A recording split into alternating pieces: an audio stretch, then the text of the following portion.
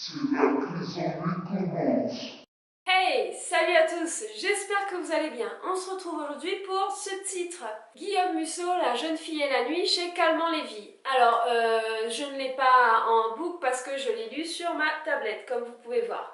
Mais ça va me fatiguer les bras de la porter, alors on fait comme ça. Vive la technologie!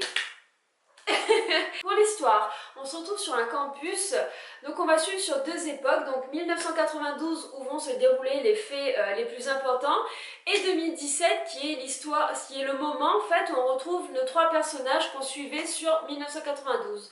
Je vais vous expliquer, donc on suit Fanny, Maxime et Thomas qui ont fait leur scolarité dans ce campus et qui vont se retrouver à la fête en fait commémorative de leur année en 2017.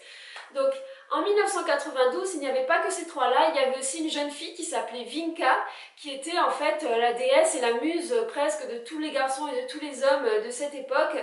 Et il s'est avéré que un fameux soir de tempête, Vinka a disparu, en tout cas qu'elle se serait enfuie avec un de ses professeurs avec qui elle vivait une relation en fait. Pendant cette époque, tout le monde va se mettre à rechercher Vinka et ce prof. Et en 2017, nos trois protagonistes sont assez inquiets de ce qui va arriver, c'est-à-dire qu'ils ont été invités pour la fête commémorative de leur année. Et notamment, ils vont apprendre que le gymnase qui fait partie de ce campus va être détruit pour créer une nouvelle structure à la place.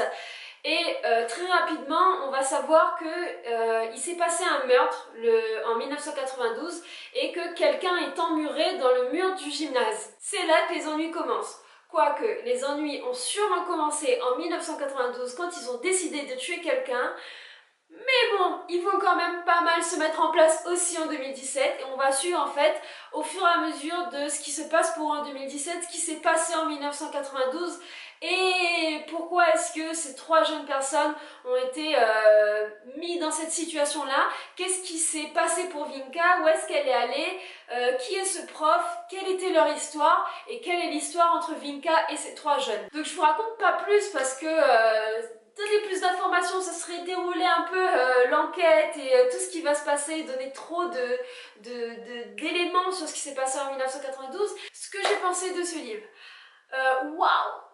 Alors j'aime beaucoup Guillaume Musso, j'aime beaucoup la façon dont il amène ses histoires et j'étais pas prête pour celle-là. Je suis pas très enquête, thriller, un peu comme ça, c'est pas trop mon délire d'habitude, mais là j'ai commencé à lire et puis c'est passé quoi, c'est parti, c'est... Enfin, vous avez compris, je vous invite à le lire celui-là, faites pas... N'hésitez pas, si vous pouvez mettre la main dessus, n'hésitez pas. C'est-à-dire que du début jusqu'à la fin, je ne pouvais pas prédire ce qui se passait au fur et à mesure. Je n'arrivais pas à m'imaginer qu'est-ce qui avait pu se passer, qui était lié à qui, pourquoi est-ce que ça s'est organisé de cette façon, quelles sont les tragédies qui allaient arriver tant en 92 qu'en 2017, pourquoi il y a telle relation entre les personnages, enfin c'est... Le truc, il est bien mené. Il est clairement bien mené. On s'attend pas, on se laisse surprendre. On entre dans l'histoire sans problème. Il n'y a aucune incohérence. Les personnages sont bien décrits.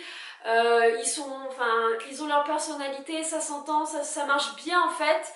Il y a des petits trucs, bah oui, effectivement, on déduit et ça marche bien avec l'histoire. On n'est pas non plus sur le cul pour tout, ça, qu'on comprend en fait certaines relations. Mais je m'attendais pas à ça. Je m'attendais pas à ça, je m'attendais pas à cette fin-là, je m'attendais pas à ce que y ait des intrications dans certaines histoires et entre certains personnages. J'ai été bluffée. Et donc ce livre, ce roman est vraiment chouette. Je vous invite, si vous voulez lire, à le lire. N'hésitez pas. Si vous l'avez lu, dites-moi ce que vous en avez pensé. Est-ce que vous l'avez autant aimé que moi?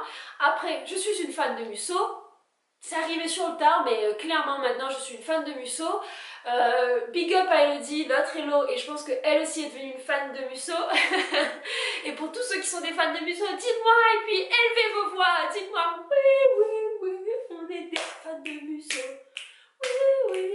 Bon, et c'est bon, on va se calmer, d'accord? Je sais pas quoi trop vous dire parce qu'il faut pas que je vous spoil, il faut pas que... Si je le survends, quoique je l'ai déjà survendu, je pense, mais si je le survends, ça va faire comme tout, vous aurez pas envie de le lire. Prenez votre curiosité, ce livre vaut le coup de la curiosité, ne serait-ce. Après, il vous tient pas pendant 5 jours, hein, c'est-à-dire que vous vivez pas non plus des émotions de...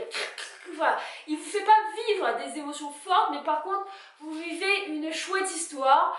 vous investissez dedans sans que ça vienne vous prendre au trip aussi, quoi. Ce qui est pas plus mal. C'est une bonne lecture, c'est une chouette lecture, c'est une lecture agréable.